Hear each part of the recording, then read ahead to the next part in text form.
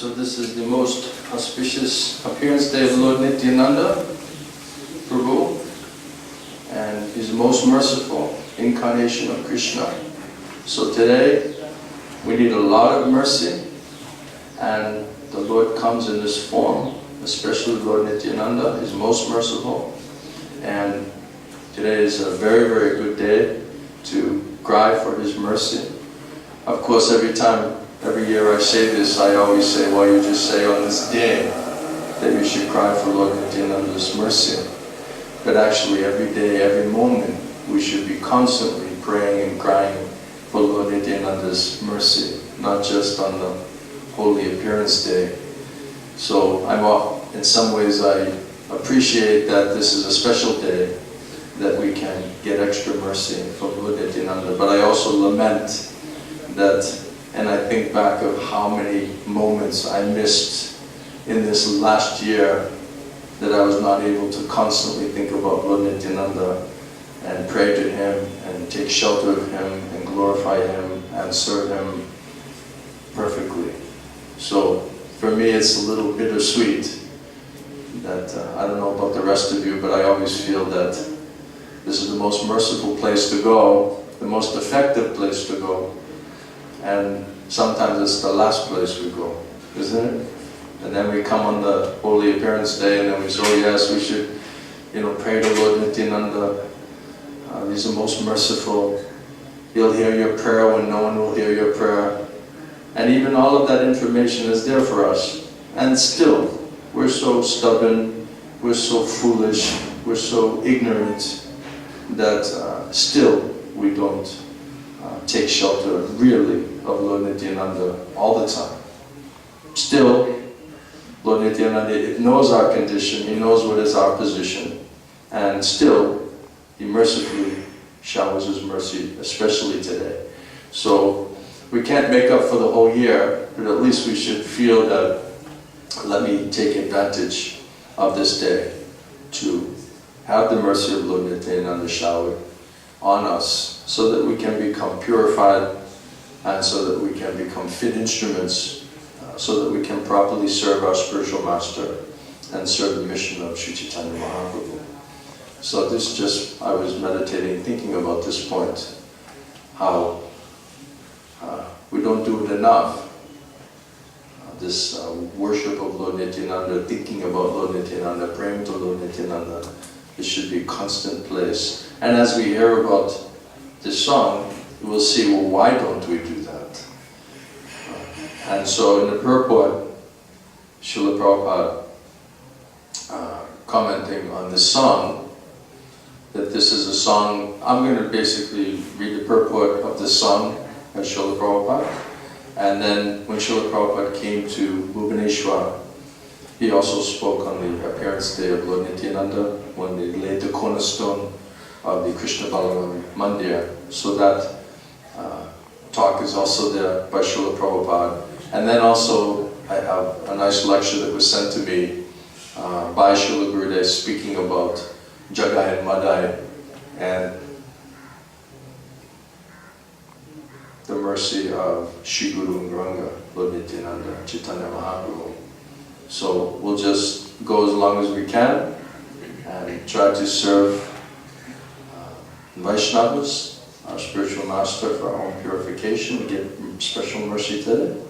So this is a song that is sung by Narottam Das Thakur, who's great Acharya in Gaudiya Vaishnava Sampradaya. He has written many songs about Vaishnava philosophy, and they are all approved as completely corresponding with Vedic instruction. So here, Narottam Das Thakur is singing that the whole world is suffering under the blazing fire of this material existence. Therefore, one takes shelter at the lotus feet of Lord Nityananda. So we should relish this instruction of Narottam Das Thakur that in order to get relief from the pangs of the blazing fire of this material existence, one should take shelter at the lotus feet of Lord Nityananda because they are as cooling as the moon rays of millions and millions of moons joined together.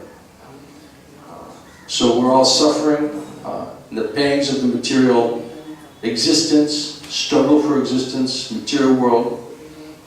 There's only one shelter to get relief from the pangs of that, and that is the lotus feet of Lord Nityananda. And still we don't do it. Still we're looking how to solve all of these problems, all of these pangs of material existence, isn't it? But Narottam Das Thakur says that the lotus feet of Lord Nityananda is as cooling as millions and millions of moon's rays joined together. That means one will immediately find a peaceful atmosphere. Just like a man works the whole day, and if he comes under the moonshine, he feels relief. Similarly, any materialistic man who comes under the shelter of Lord Nityananda will immediately feel that relief. And we're so foolish. We could just immediately feel the relief, and still we just busy ourselves trying to figure out how to solve our problems. And all the pain and aggravation that is coming from so many problems that are coming at us. And this is the way to find immediate relief, and it really, most times, it's the last thing we do, isn't it? We just use our intelligence, our mind, our ability, our connections, our money. We try to make all these material adjustments to solve all of these problems, all of these anxieties that we have in this world. And those things make it worse. We don't realize that we keep doing the same thing, and we can get immediate relief from all of it. Everything can be immediately solved by genuinely, sincerely coming to the lotus feet of Lord Nityananda, Shri Guru, and still we don't do it. This is our position. That's why we need Lord Nityananda's mercy. He's trying to give us immediate relief. He's trying to give us a complete, immediate solution. But we're so dull, so thick, so stubborn, so stupid, that we are looking everywhere else how to get relief. Who doesn't want to find a peaceful atmosphere? Who doesn't want to live in a peaceful atmosphere? We all want to live in a peaceful atmosphere. So here it's explaining this is the only way that you can live in a peaceful atmosphere. And still we're like, okay, that's nice. And then we go about our business trying to make a peaceful atmosphere, trying to make a peaceful life for ourselves by making material, mental adjustments. This is our foolishness. This is why we need mercy. We should understand why we need mercy. If we don't understand what is our position, what is our true position, then how we'll cry for mercy? We'll think, well, I'm fine. It's not that bad. It's manageable. I'm not doing that bad. Other people are doing worse than I'm doing. Right? So where is this mood of feeling that you have to cry for mercy? That means we're so covered over we don't realize what is our actual position. Krishna says, I made this place to be a temporary, miserable place. Dukalayam Shasvatam. It's a temporary, miserable place. Prabhupada said, Krishna certifies it. And we are like that callous man, the incorrigible man, whose head is on fire, body is on fire, and he cannot perceive his own suffering condition. And you ask the man, how are you, really? And he says, fine. Many times Gurudev told that story, that a guy's head is on fire, body is on fire, the burning fire of material existence, and you ask him, how are you? And he says, fine. Because he cannot perceive even his own suffering condition. It's like animal consciousness. Animals cannot understand what is their miserable condition. So Maya has done such work that she covers our real intelligence. That's why we become so dull, so covered over by this material contamination that we cannot even perceive our own condition. That because of this lower consciousness. So anyway, if we're able to perceive what is our actual position, what is our actual condition, and how we are struggling here, how we are suffering here, how the mind, the body is creating so many problems, so many disturbances here, not giving us hardly any moments of real peace and happiness and satisfaction, This is our actual position. And if we understand what is our actual position, then we're much more inclined from the core of our hearts to cry out and to pray and to take shelter of Lord Nityananda. So first we must understand what is our condition. If we think I'm fine, everything's cool, it's not so bad, then where is this sense of crashing the head on the stone, crying from the core of the heart, begging for mercy, running to that place where there is no other mercy, all the other mercy is done, this is the last place. Right? We're thinking we have many places. We don't have many places. This is the last limit of mercy. Even everyone gives up on you.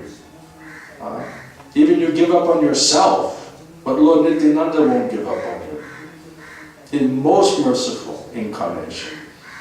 So, still, we don't do it. But anyway, at least today, let's try to do it. To get mercy, let's realize we need the mercy. Do we realize we need mercy? Are we thinking we're fine, everything is alright, perfect, nice, everything's clear?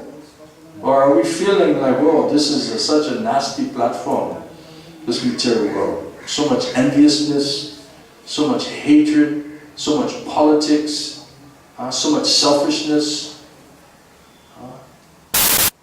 so much greed, so much anger. This is a hellish place. Hellish place. So we're not alright. We're stuck in the middle of this place. So we must pray, cry for the mercy. And we do. To receive the cooling rays of the lotus feet of Lord Nityananda. And it says twice, Prabhupada says, you'll find immediate relief. You don't have to wait for it. Not take it in 12 hours, you'll feel something. No, immediate relief. You can start feeling immediate relief when we sincerely turn to the lotus feet of Lord Nityananda. Then he says, Nitai pada kamala koti chanda sushitala jay chai jagata judai hina nitai bine bai radha krishna paitenai dara nitai charana dukani. He says, if you are anxious to go back home, back to Godhead, and Prabhupada in another place says, hardly nobody is serious about going home, back to Godhead. Hardly anybody is serious about that, Prabhupada says. But anyway, if you're anxious to go back home, back to Godhead, and become associated with Radha and Krishna, in Brajabhumi, then the best policy is you must take shelter first of Lord Nityananda. One who has not been able to contact and develop relationship with Nityananda, he should think that he has simply spoiled his valuable life. This is how Narottam Das Thakur is praying. That if one thinks that even in the face of all this information and opportunity, that I was not able to develop a relationship with Lord Nityananda, then I have completely spoiled my life. My life is useless. I failed. It's spoiled. This is how Narottam Das Thakur is feeling. This is how he's praying. Such a wonderful opportunity. We have an opportunity to go back to Golok Vrindavan, Brajabhumi, to be with Radha and Krishna and all the associates. We can't even fathom what is that opportunity. The whole thing is laid out for us how to do it. It's the greatest opportunity given to the most fallen people, right? And the secret is to get the relationship, connection with Lord Nityananda, and take it serious, develop relationship, take shelter there. And if we don't do that, then he said, you just wasted your whole opportunity. You wasted your whole life. What is the value of your life? We should think about it. It's not just a song. It's meant for us. He's praying for us also.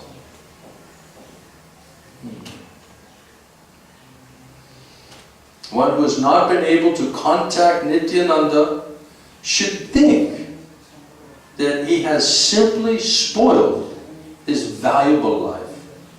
You're in human form of life, in Mahaprabhu's movement, with an opportunity like none other. And if we don't take it, if we are so unfortunate that we can't understand it, we can't take advantage of it, we don't take it seriously, then it means you just you've simply spoiled your valuable life. You've wasted your opportunity. Yeah, they say you have the opportunity of a lifetime.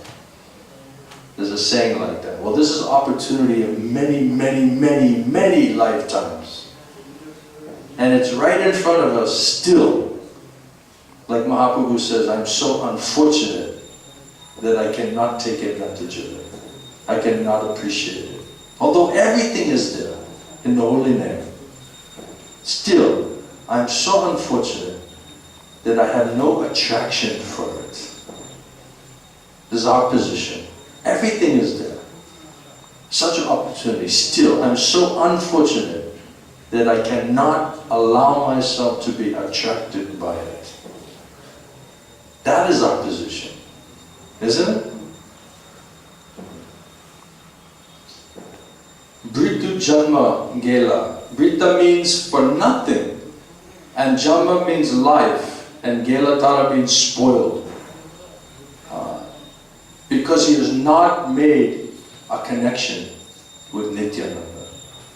We cannot, sentimentally or fanatically say, oh yes, I am with Nityananda. It must be real. It must be cultivated. And we cannot cheat.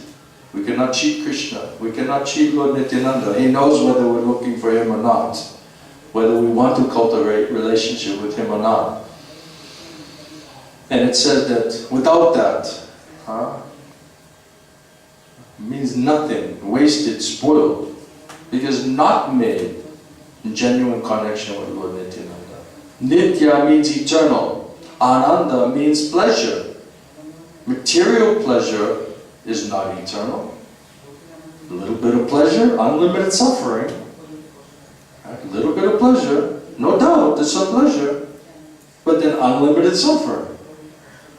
So what is the quality of that enjoyment? And it's temporary. It's not eternal pleasure. It's not eternal happiness. That is distinction. Therefore, those who are intelligent are not interested in this flickering pleasure of the material world. So if we're interested in the flickering pleasure of this material world, what does that make us? Not very intelligent. It makes us still very foolish, isn't it? Like an animal consciousness, Pashu. Animal consciousness. Each one of us is a living entity. We are all searching after pleasure. But the pleasure which we are seeking is very flickering and temporary. That is not pleasure. That is not real pleasure. If you have a little bit of pleasure and unlimited suffering, what is the quality of that pleasure? Prabhupada gives the example of the man who's being drowned in the ocean. He's drowning, he's suffering, and then somebody comes and lifts his head out of the water, and then he gets some fresh air for one moment, and he thinks, oh, pleasure, happiness. A moment's of not suffering so bad, we're calling that pleasure. And we're satisfied with that level of pleasure. Is that not foolishness? Is that not madness? And yet still we think we're very smart, we're very intelligent people, very advanced people, and proud and arrogant about that. At the same time we're attracted to the flickering so-called happiness of this material world and calculating for it, and trying to solve it without taking the actual solution. Is that very smart? Is it very intelligent? Still we think we're very smart, we're very intelligent, we're very capable. So what is our real position? This pleasure we're looking for in the material world is all flickering and it's temporary. This is not pleasure. It's not your real pleasure. Real pleasure is Nityananda. That's eternal pleasure, ever increasing pleasure, ever increasing. So anyone who has no contact with Nityananda, he is, I'm sorry, again I'm going back, he's to be understood that his life is spoiled. Again Prabhupada makes the point. Anyone who has no contact with Nityananda, it is to be understood that he has spoiled his life. Narottam Das Thakur uses here a very harsh word. He says that the human being, he's an animal. He's acting like uncontrollable animal. As there are some animals that cannot be tamed. So anyone who has not contacted Nityananda, he should be considered as an untamed animal. So if we have not contacted Nityananda, we're not fixed in that relationship with Lord Nityananda, we are just an untamed animal. Uncontrolled animal. Not coming under any type of discipline, any type of control, any type of modification. Right? It means an animal. Those who have not developed relationship, who are not fixed in relationship with Lord Nityananda, he calls them uncontrollable animal. Se pashu bara duracha. Duracha. Duracha. How do you translate? Somebody who misbehaves. Huh? Somebody who misbehaves. Like an animal just misbehaving. A misbehaving animal. Isn't it? Not following any principles. Not following any religious life, spiritual life. Uncontrolled mind and senses. And that's what happens when we're not sheltered under the lotus feet of Lord Nityananda.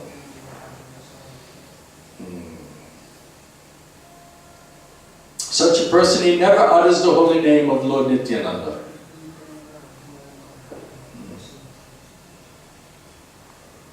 Because Nitya na balila muke, it means he's a fool, right? He never utters the holy name of Nityananda, and he becomes merged into this material happiness. Not chanting the holy name, merging into the so-called material happiness. That nonsense person does not know his education, his family, his tradition, his money, his nationality. This cannot help him. It will not help you. These things cannot help him. These are all temporary things. Similarly, or simply, if we want eternal pleasure, we must contact Nityananda, Lord Nityananda. Vidya kule ki karve tara. Vidya means education. Kula means family, nationality. So we may have a very nice family connection. We may have very nice national prestige. But after ending this body, these things will not help me. I'll carry my work with me. You will not free you from your karma. Your karma you must carry again. They cannot free you from your karma. I'll carry my work with me, and according to that work, I shall have to accept by force another type of body. Again, material body. Therefore the life was spoiled. If you come and have to take another material body, that means you spoiled the opportunity you got. Didn't take advantage of it.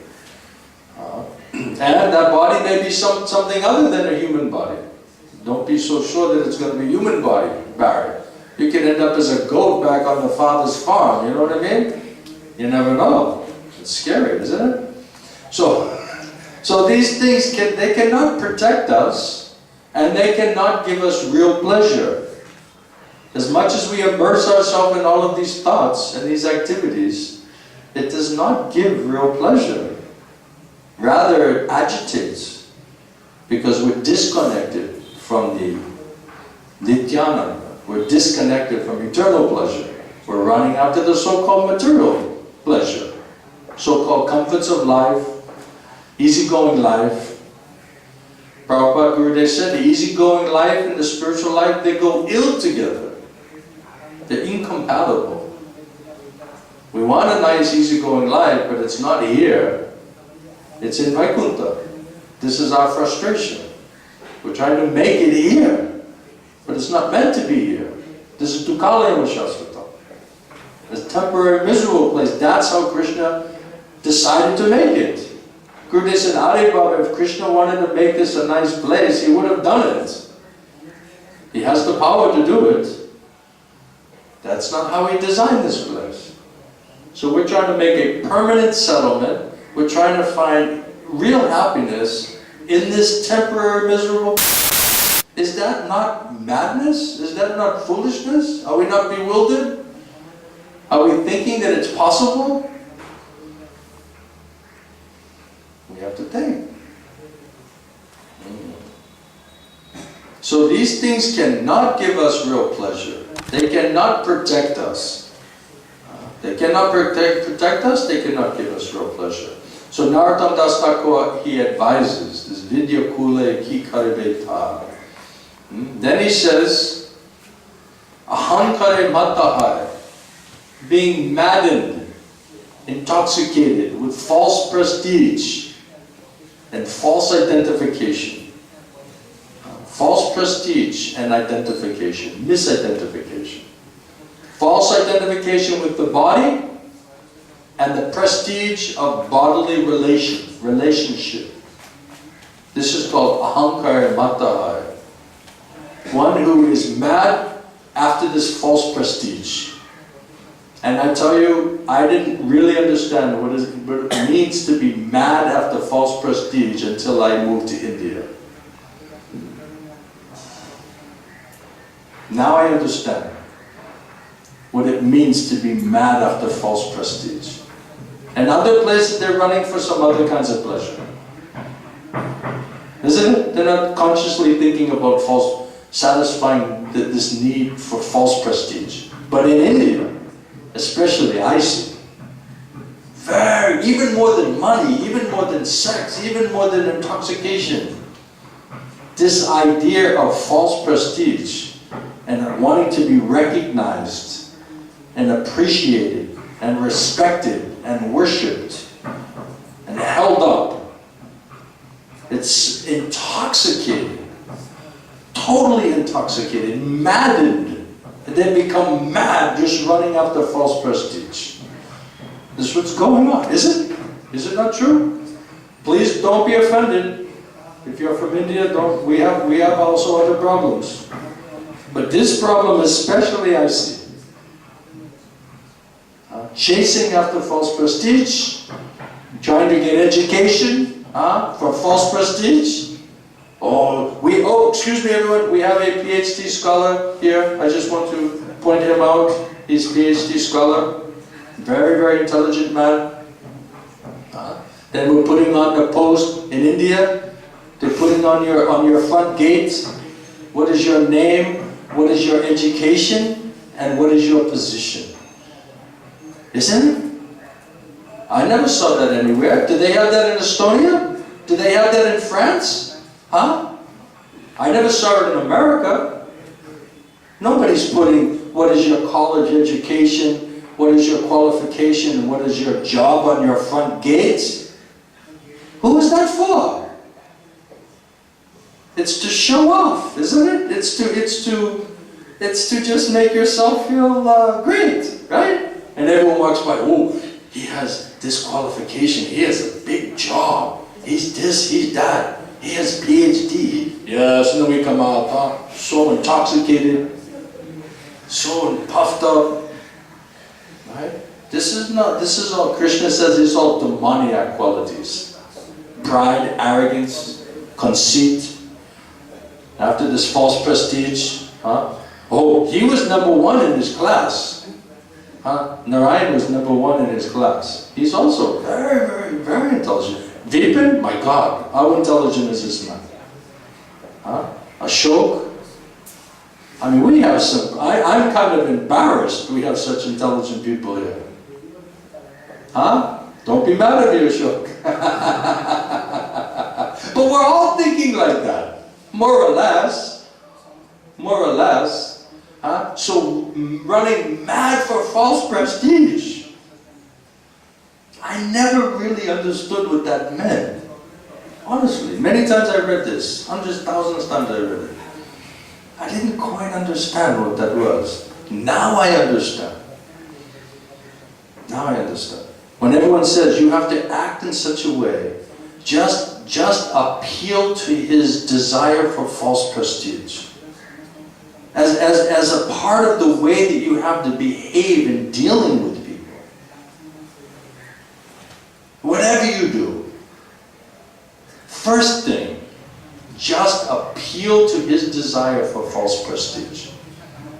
As a prerequisite, a precondition of anything else you may do or say. Now, is that not mad? This man is maddened. If you don't satisfy his desire for false prestige, you have nothing from that man. You'll become his enemy, isn't it? So that's a strong desire for false prestige. Maddened by it. This ahanga, false ego. Big false egos. Big false egos. Not humble, not simple. Very complex, isn't it? So, Narottam Das Thakur is speaking about these people. He's talking about us. One who is mad after this false prestige. And due to this false prestige, we are thinking, oh, what is Nityananda? What is this Nityananda? What can he do for me? Why should I turn to him? I don't care. I don't care.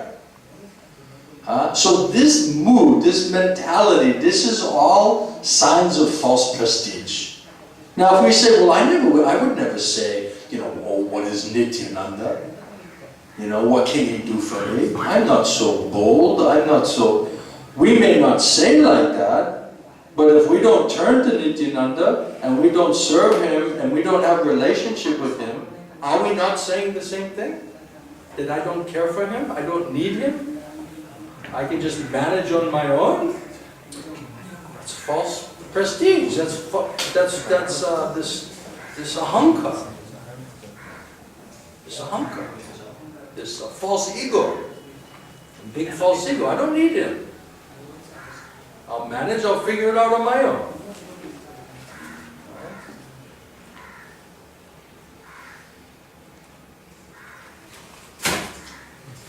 Prabhupada says the result is I'm accepting something which is false.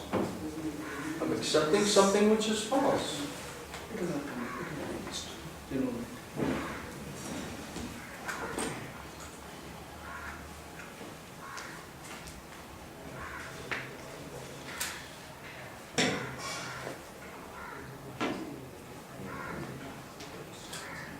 So false ego is making us accept that which is not real. Something which is not false, which is false. For example, I'm accepting the body. I'm not this body. I'm not this body. Therefore, with false identification, I'm becoming entangled more and more. I am this body, I am this mind. Isn't it? This is ahankara. One who is puffed up with all of this false prestige. He's accepting something wrong as right. So he's proud that he's intelligent and wise and capable, but the very fact that he's doing that means he's accepting, Prabhupada says, something wrong as right. He's accepting the wrong thing. He's in bodily concept of life, identifying with his bodily positioning and his family and his education and his place in the society. This is all not really who we are. And yet we're taking it to be 100% real. That is the very definition of our ignorance, of our misunderstanding, our misconception, our lack of knowledge, our lack of real knowledge. We're not fixed in real knowledge, and yet we're so proud. Chasing after this false prestige. Then Narottam Das Thakur says that if you're actually serious about going back home, back to Godhead, then please seek after the mercy of Nityananda. And the fact that we're not seeking after the mercy of Lord Nityananda proves that we are not serious about going back home, back to Godhead. That's the proof.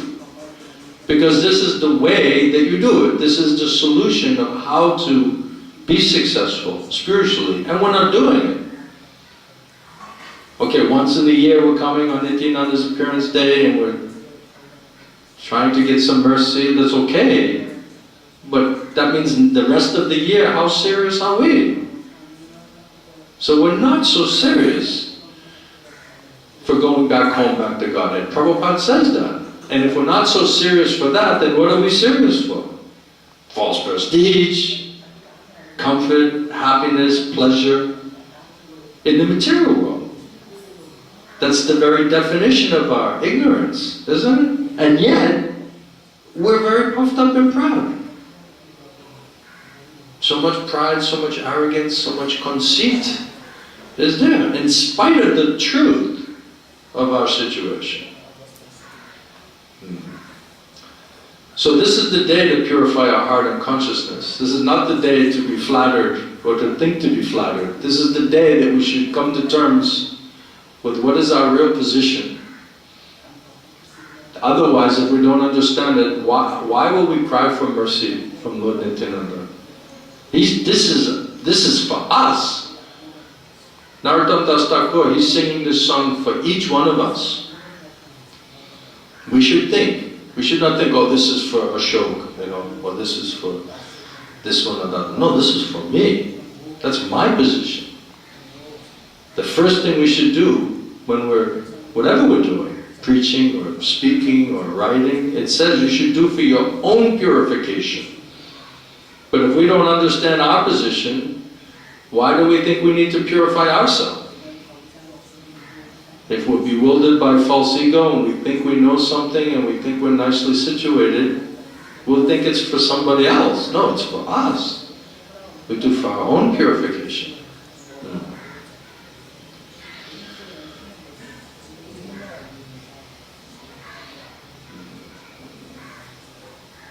So Narottam Das Thakur, he said, please catch hold of the lotus feet of Lord Nityananda.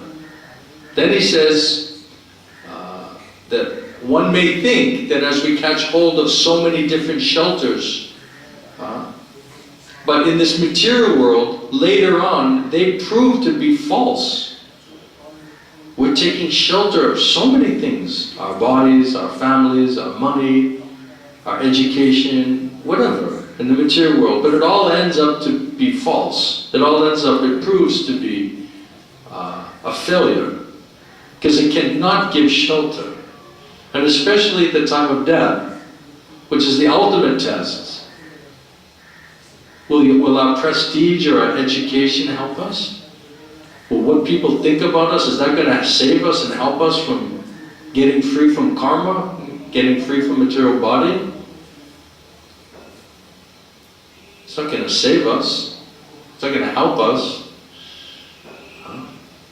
It proves to be false.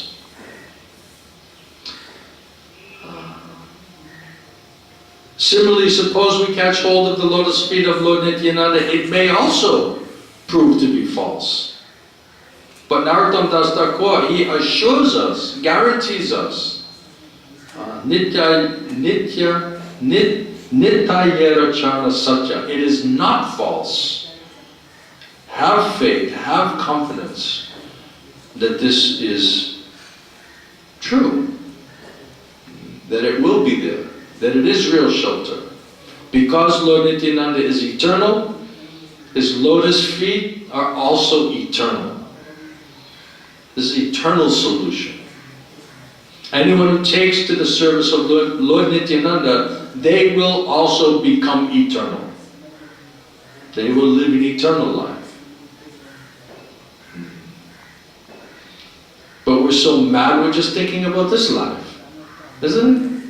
I'm not thinking about future life, where my soul will go when I leave this body. We're just worried about everything in this life. We're thinking this life is the only life, isn't it? We're spending all our time and our energy and our effort and our money and our resources to try to solve this life. And all of that karmic activity just simply guarantees us another material life, another material body. And we hear this. How many times have we heard this? And when we hear it, we say, that's true. But then we just go the next moment and continue the same business as before. Nothing really changes. Isn't it? We go back to the same bad habit. Same mentality. Without being eternal, nobody can serve the eternal. That is the Vedic injunction. Without becoming Brahman, one cannot approach the Supreme Brahman. Right? Becoming Brahman, then you get in touch with Supreme Brahman. Right? We're still dealing with Rajagun and Tamagun. We're still influenced by Tamagun, ignorance and passion. What to speak of Sattvagun? Isn't it bad? Right? And Sattvagun is also a material platform. One must come to Brahman platform to associate and serve with the Supreme Brahman, right? Without becoming Brahman, one cannot approach the Supreme Brahman. Just like without being fire, nobody can enter into the fire. Without being water, nobody can enter into the water. So without being fully spiritualized, nobody can enter into the spiritual kingdom. So we have to become fully spiritualized, Krishnaized, in order to enter into that place. That means taking the red hot iron and putting it in the fire and leaving it there until the iron becomes fire. But how long are we leaving ourselves into the spiritual fire? How long are we leaving? Letting ourselves stay inside of the spiritual fire, so that we can become spiritualized, Krishnaized. A few moments, once in a while, we think about it, we try. Is that sufficient? Do we really believe that will be sufficient for us?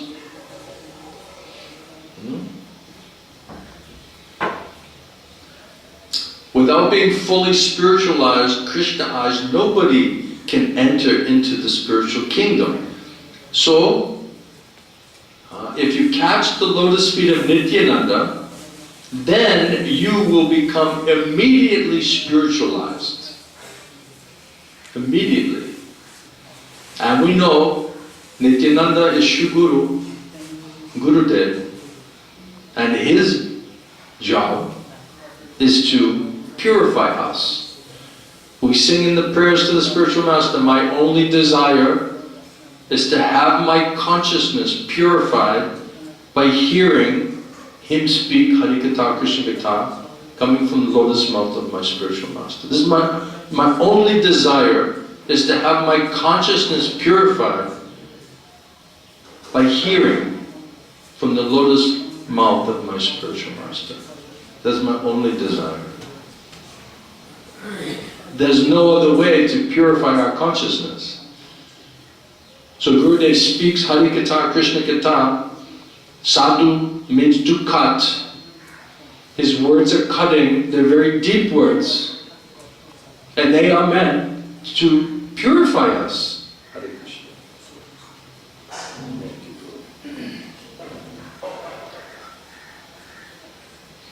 And we need it.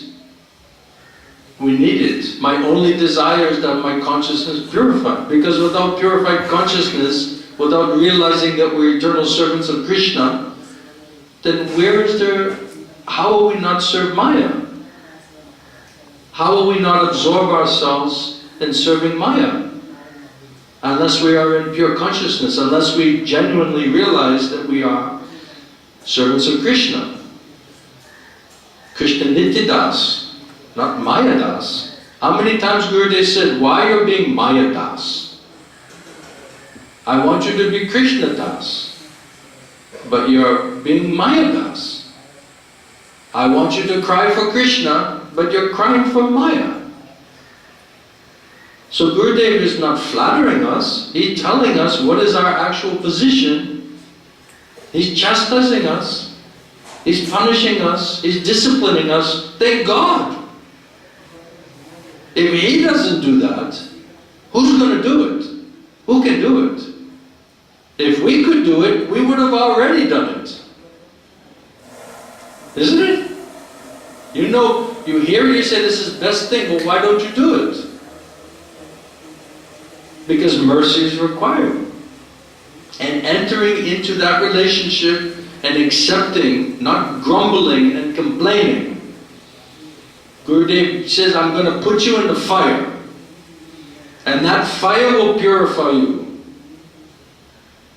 That fire will spiritualize you, will make that iron turn to red hot, like a fire. Gurudev is going to put you inside of the fire. He's trying to put us inside of the fire, and we're trying to jump out of the fire. We're trying to run away from the fire. Isn't it? We're like running away.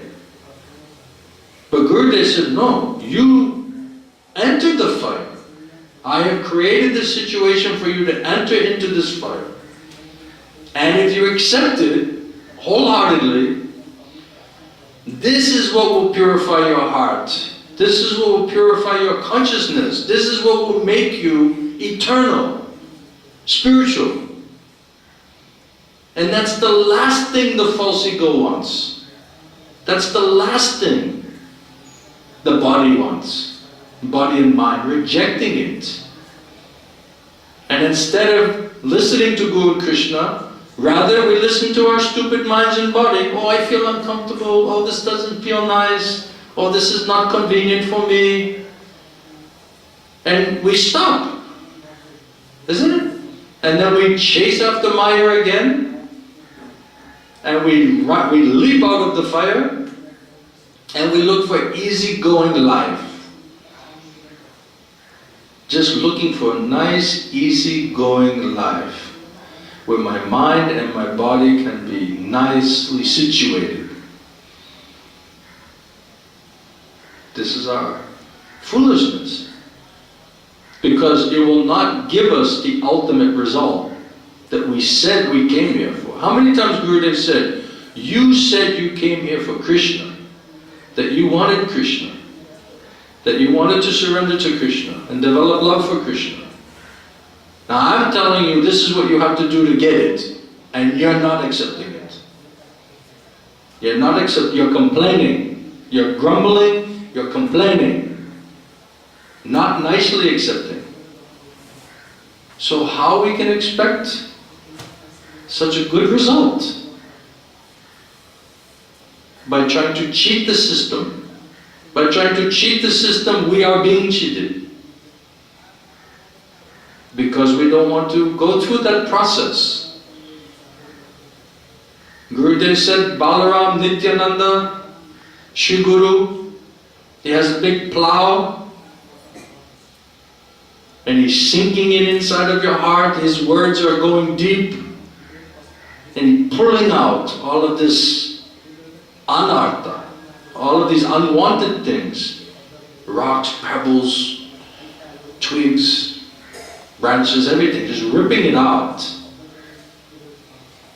And Gurudev said about Krishna Balaram, without going through Balaram, Nityananda Ram, you cannot become attracted to Krishna. You won't be attracted to Krishna unless you get the mercy of Nityananda Ram, Balaram. Because your heart is too filthy. You're still addicted. You're still thinking you can find happiness, pleasure in the material world. You're Maya Das. Externally we're looking like Krishna Das, Guru Das. But honestly, practically, inside, we're calculating as followers of Maya Das. And without going through that process, without getting the mercy of Nityananda, Balaram, Gurudev, how we will get out of Maya?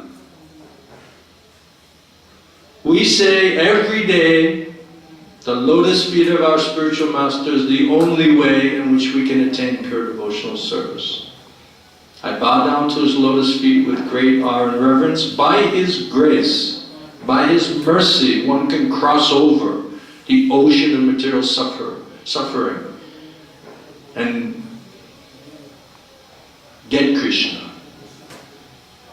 Without Gurudev's mercy, without Shri Guru Granga's mercy, we cannot get out of Maya.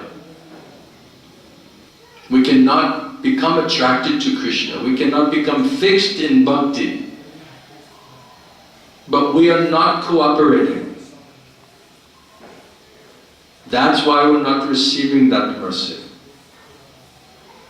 We're not cooperating. We're still being rebellious. We're still being stubborn.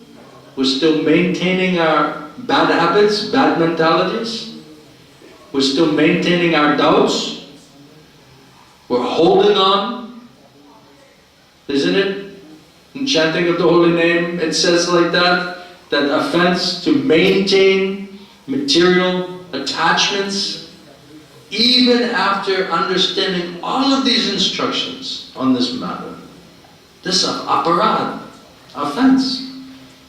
We're maintaining material desires and material attachments. That's fine if you want to stay in the material world, but it's not fine if we want to get out of the material world. And that's why Prabhupada said hardly anybody wants to get out of the material world. Hardly anybody wants to go back home, back to Godhead. We're not serious.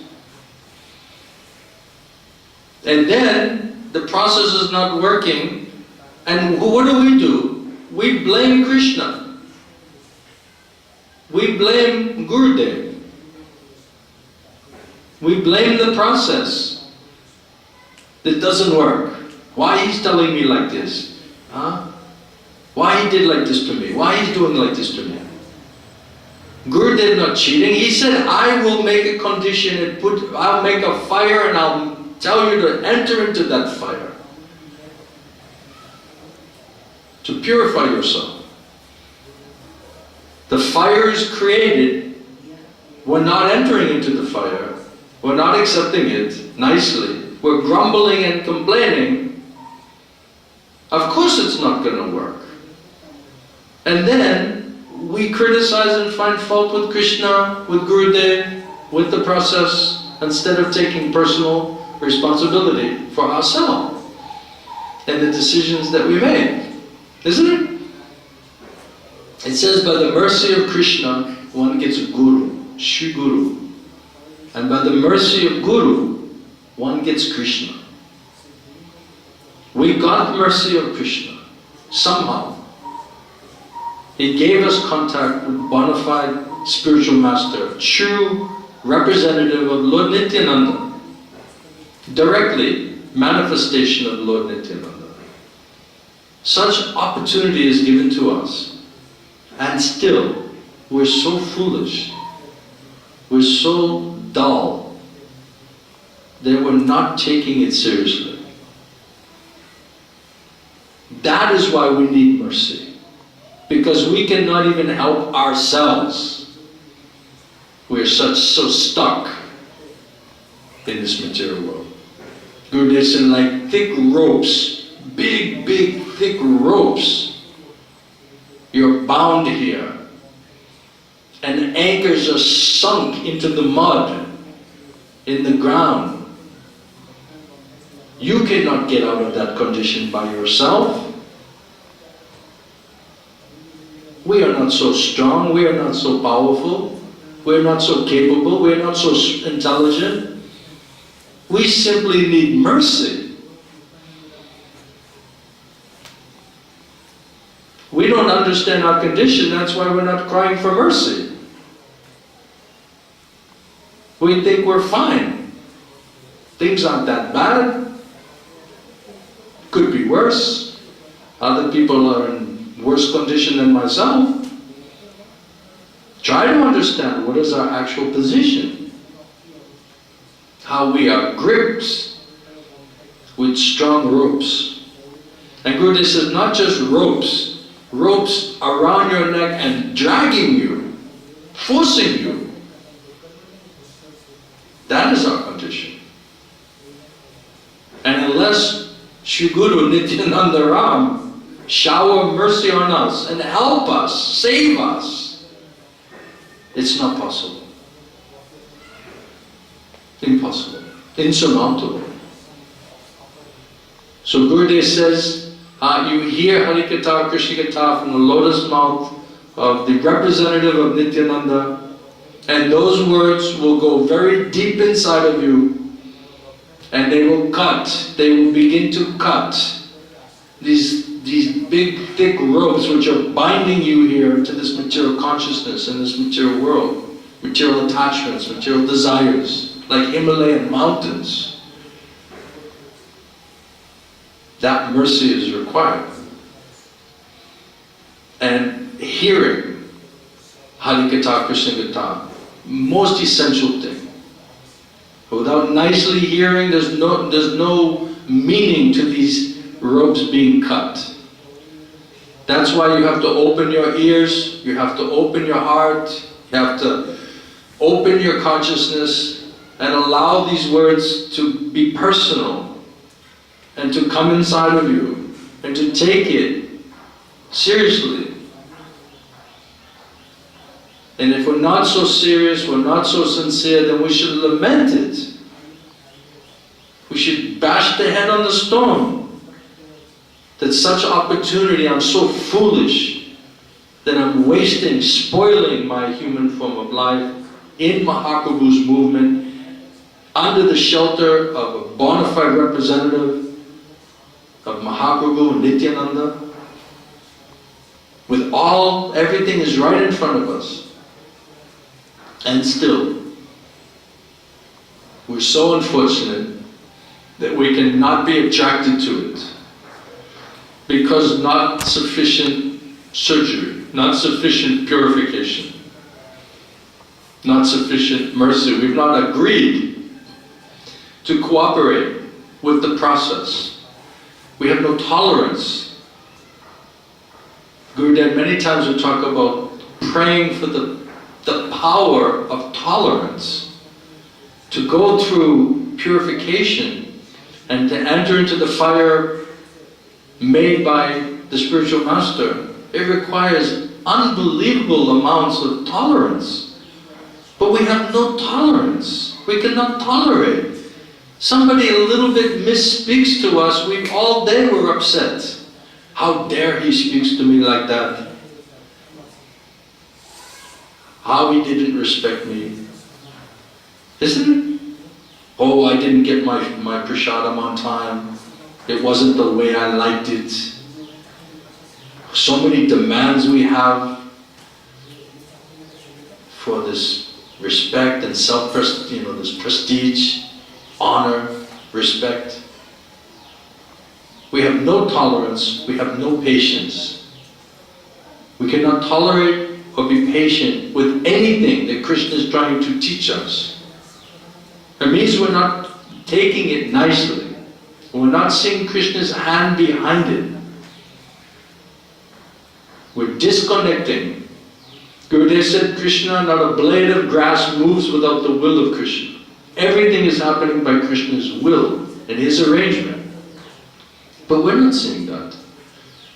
Oh, he's doing this to me, she's doing this to me, why this is happening to me, why they're not understanding, why they're this. We're not seeing Krishna. We're not seeing this is Krishna's arrangement to test you, to test your patience and your tolerance and your humility. We're blaming. We're blaming, we're criticizing, we're finding fault. Gurudev says you're not nicely taking it. Not nicely accepting it. Grumbling and complaining about it. So it will not work in that way. So cooperation, real cooperation is required. And unless we understand things properly, we won't understand how to cooperate with the arrangement of Guru and Krishna. So this is a day to glorify Lord Nityananda. It's a day to also realize that the work of Lord Nityananda is he's trying to prepare us to go to Vrajabhumi, to serve Radha and Krishna. Without getting mercy of Lord Nityananda, going through the process of Lord Nityananda's mercy, nobody goes to Srimati Radharani. Because we're still filthy. We're still selfish. As long as we're filthy and selfish, how we think we can go serve Radha and Krishna? That song is there. We just sang that. Right? Without Nityananda, no question of serving Radha and Krishna. So, this is the hard part. Most people want to skip over this part. They want to skip over because this is the hard part. And they want to just hear some leelas and be sentimental and think that they're already with Radha and Krishna, serving for those few moments in their mind, and then after they go and serve Maya, this is not real. It's not the real thing.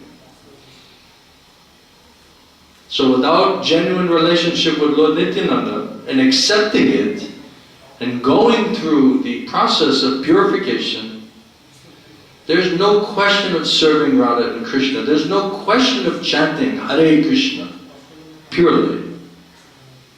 Because we still have other desires. If you have other desires and you're chanting Hare Krishna, it's Namaparad. So what kind of devotional service is that? It's not devotional service. It's mechanical. It's motivated. That's not pure devotional service. So unless we get free from selfish desire, material attachment, there's no question of serving Radha and Krishna. There's no question of chanting Hare Krishna purely in the mood of loving devotion. That's why that mercy of Lord Nityananda is so essential. It's so critical before you can move beyond that. So first thing is we must realize I need to clean my heart and consciousness. My only desire is to purify my consciousness by hearing from the lotus mouth of my spiritual master. That's my only desire, because without pure consciousness, where is there a question of performing real devotional service? So this is the special work of Lord Nityananda, and Gurudev has taught us that. Yes, we know, yes, Lord Nityananda is most merciful, but how is he merciful? How is he merciful? Practically, what is he doing to prove how merciful he is? How he's delivering and purifying Jagai and Madai. Prabhupada said nowadays everybody's Jagai Madai, worse than Jagai Madai. I was thinking Jagai Madai, they received mercy of Lord Nityananda, and they immediately changed. They immediately changed their life and never went back. So we receive some mercy, but we keep going back. Isn't it? So we're worse than Jagai and Madai.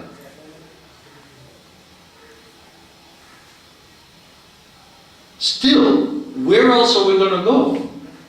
Who else will help us? Who else knows what is our condition? We have no other place to go. There is nobody else to go to. This is the last limit of mercy. Is Gurudev Nityananda. We have nobody else. No one else can help us. Everyone else already gave up on us. And still Lord Nityananda is there, petitioning us, trying to convince us. Come to my fold, come to my fold, come to my fold. Gurudev many times speaking like that. And still we're running away. We're running away from the embrace of Lord Nityananda. That is our foolishness. And we should be so fearful.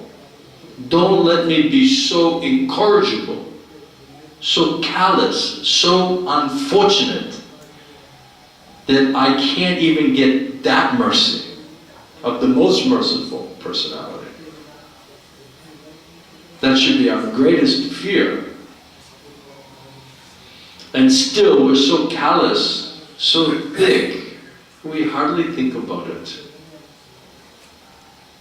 We just calculate like animals for our sleeping and our eating, right?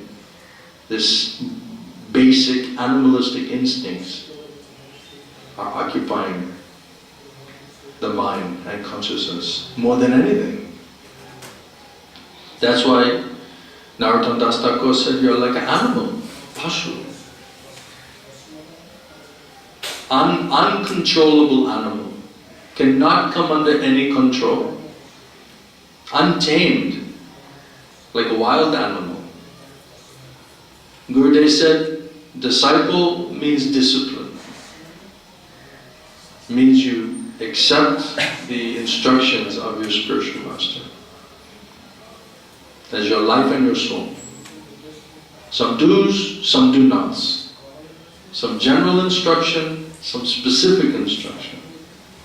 And without doing that, we are simply spoiling this human form of life. So thank you very much. Hare Krishna. Let's think about that one. Alright? You'd like to say something also?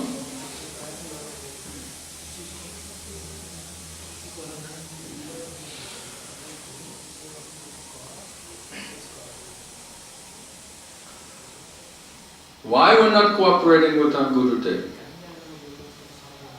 Why we're not accepting?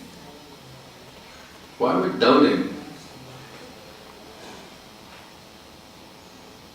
He's putting us in the fire. The fire is there. We're misunderstanding it. We're thinking the fire means Gurudev's not there. Maya is making us forget how Gurudev, how Guru and Krishna are there. They are there. But they're studying us, they're testing us. How much we can tolerate, how much we're willing to accept, how serious are we? If we never get tested, where is there a question of seeing how serious are we? We'll just think, I think I'm serious, I think I'm sincere, right? We all have a pretty high opinion of ourselves. But when all of these difficulties and tests and all of these problems come, then where are we? That question is there. Then how serious are we? Then how sincere are we? So Guru and Krishna expose us. Then we have to decide, what do you want to do? What do you really want? What is really important to you? You have to make a choice, and you have to live by your choices and learn by your choices. But we forget, because we don't hear enough, and we don't hear properly. So we forget.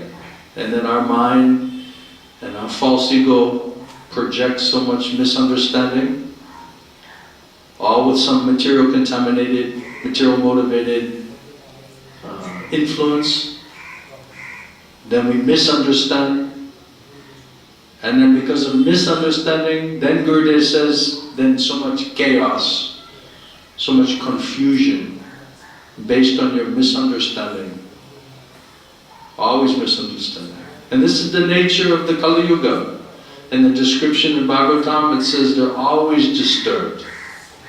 Always disturbed.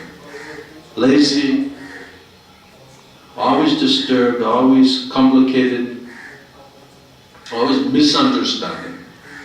Misunderstanding means chaos, because then it means offenses, bad decisions, on and on and on. That's what we find ourselves in the middle of. So today is Lord Nityananda's appearance day. We may lament that we did not take sufficient shelter of Lord Nityananda this past year. Still, we get another chance to start today, to try to be sincere and pray from the core of our hearts to Lord Nityananda to please help us, please purify us, please make us fit to serve our spiritual master. Please help us to help ourselves.